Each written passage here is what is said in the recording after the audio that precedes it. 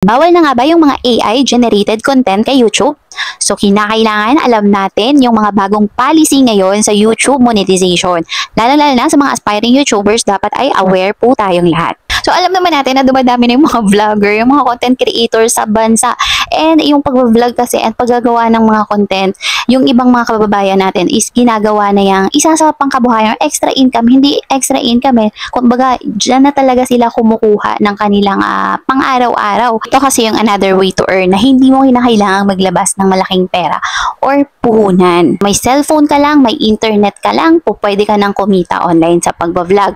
Lalo na kung meron ka pang talent sa pag-i-edit ng mga pictures, ng mga videos, so kikita ka talaga sa vlogging. So sa mga subscribers natin na nakiki-update with regards sa YouTube monetization or about sa YouTube, sa mga new policies, mga bagong updates, mga bawal, ayan, meron pong bagong policy for YouTube monetization na kinakailangan at dapat talaga ay alam ninyo at maging aware kayo. Kaya kung interesado kang malaman, panoorin mo lang ng buo ang video na to.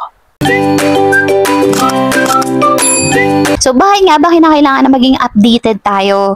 No, updated sa mga policy, sa mga ipinagbabawal dito kay YouTube. Kasi guys, sayang naman yung effort natin, sayang naman yung oras natin sa paggawa ng mga content na akala natin is po pwede pa, yun pala ay mahigpit na ang ipinagbabawal dito kay YouTube.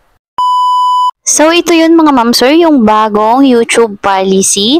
So, nakalagay dito YouTube to update guidelines on mass-produced and repetitious content on July 15. Bale, itong bagong update na to guys is nanggaling to mismo kay YouTube, no? So, nakalagay dito July 2025, no? Updates to YouTube Partner Program, monetization policies. Now, in order to monetize as part of the YouTube Partner Program, YouTube has always required creators to upload original. So, nakalagay original and authentic content. So, meaning, tayo mismo yung gumawa ng content. Tayo mismo yung nakikita sa video. Hindi tayo nanguha ng video, inedit at nire-upload lang sa ating channel.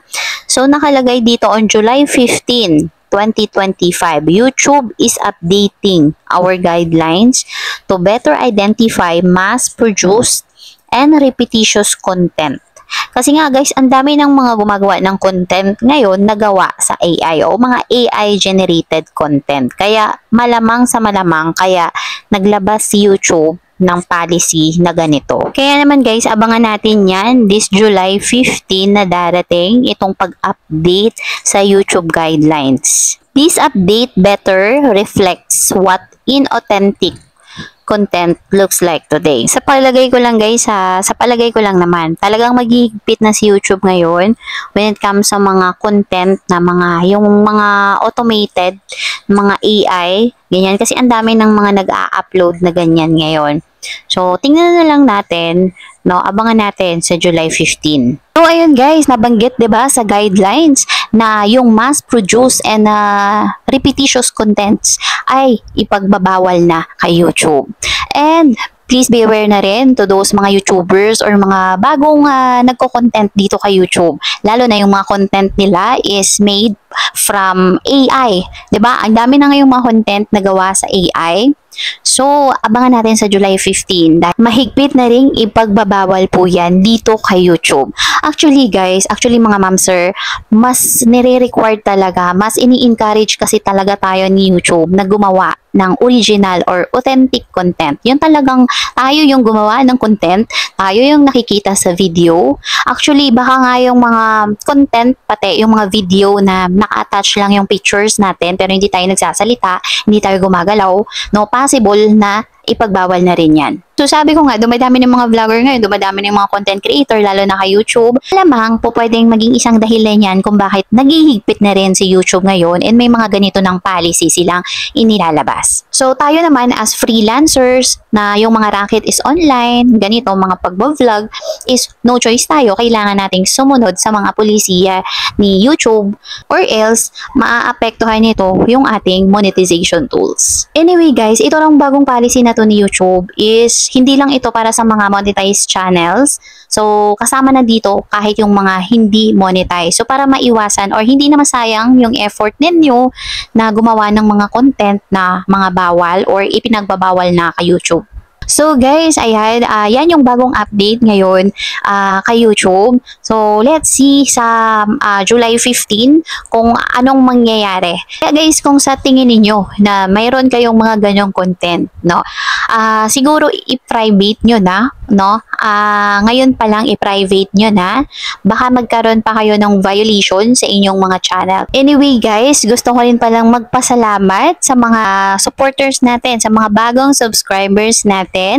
Lalong-lalo na dito sa video natin na to, dito sa content natin na to. Ayan, sa mga naka-appreciate ng ating video na to, sa mga aspiring YouTubers. Ayan, marami kasi ako nababasa ng mga positive comments. Ayan, na-encourage natin sila. Try at mag-start maging content creator dito kay YouTube.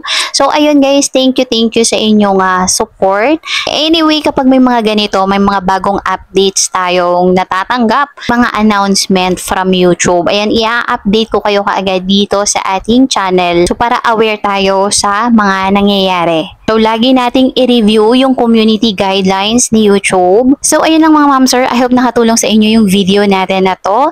And if you think na nakatulong, please like and subscribe. At i-hit nyo na rin po yung ating notification bell para lagi po kayong updated sa ating mga bagong video na katulad neto. So, ayun lang guys. Have a nice day. Thank you for watching and see you in my next video. Bye po!